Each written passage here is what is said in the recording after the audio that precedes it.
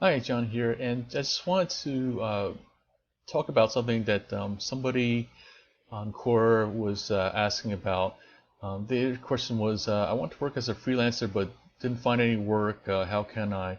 So I think what he's basically asking is, which is the basic question of a lot of folks who want to get into be their own boss and get into freelance work is, how do I get started? What does it take to get my first client and stuff?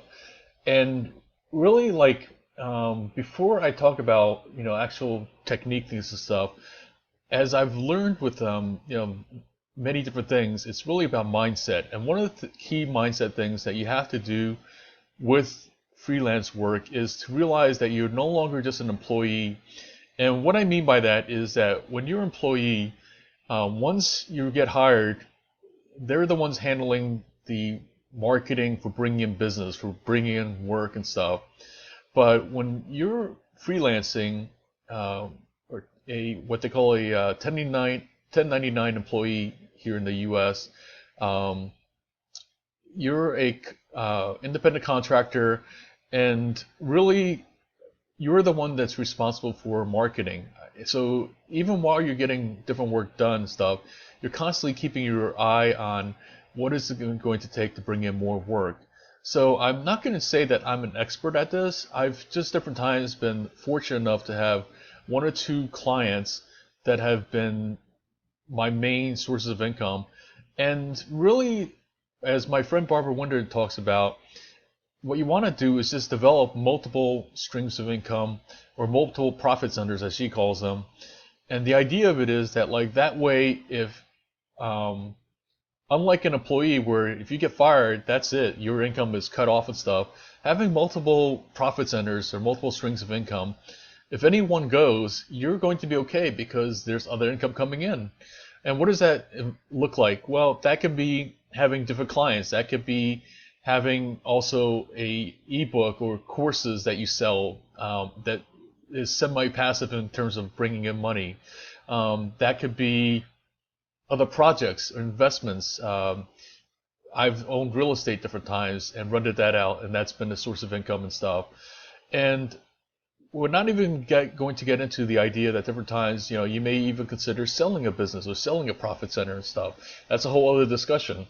But that's just some of the ways. So what does this involve though? Well, this involves connecting with other people that are freelancers, because more than likely they will know other, clients or other needs and stuff that they may not be able to serve and everything.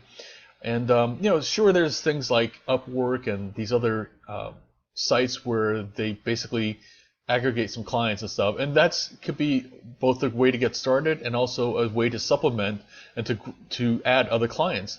But the thing is, though, to be honest, one of the best things, some of the best first projects I've had were just from people I knew that simply, it wasn't even a thing of like me asking them, hey, do you need somebody to make videos or something like that. It wasn't even that. It's a matter of just basically what I talk about different times is building your network before you need them. And what that means is that the first things out of your mouth should not be, hi, I'm looking for work, or do you know somebody who's hiring? You know, that's too late to get to know somebody. Um, you know, Certainly there's the cliche of taking somebody out to coffee and everything. That's great. Different times, it could be simply just a matter of chatting with them on social media, sharing things, articles, and it doesn't again have to be like those funny cat videos and stuff. It can be something of substance. Lately I've been sharing a lot about video. In fact, that's one of the reasons why I'm making this video stuff is I know the power of it. So the thing that I talk about different times is the idea of value before reward, and that just all goes all hand in hand with this. Is that like, basically putting value out into the world of like, either it's ideas or other times content or simply connecting people. Like, I guarantee you that like if you connect an opportunity to somebody or help somebody to find work or to make an introduction that leads to business and stuff, they'll remember you. At least the people that should or that are worth your time. certainly as time goes on, you'll find that there's some people who really like you keep giving, but then they never reciprocate, and that's just not somebody who really is as much worth your time as somebody who really does remember you and thinks of you when different things come up. So those are some of my key tips and different thoughts. Would love to hear what you have in terms of experiences or things that's worked for you in getting being self-employed or a freelancer.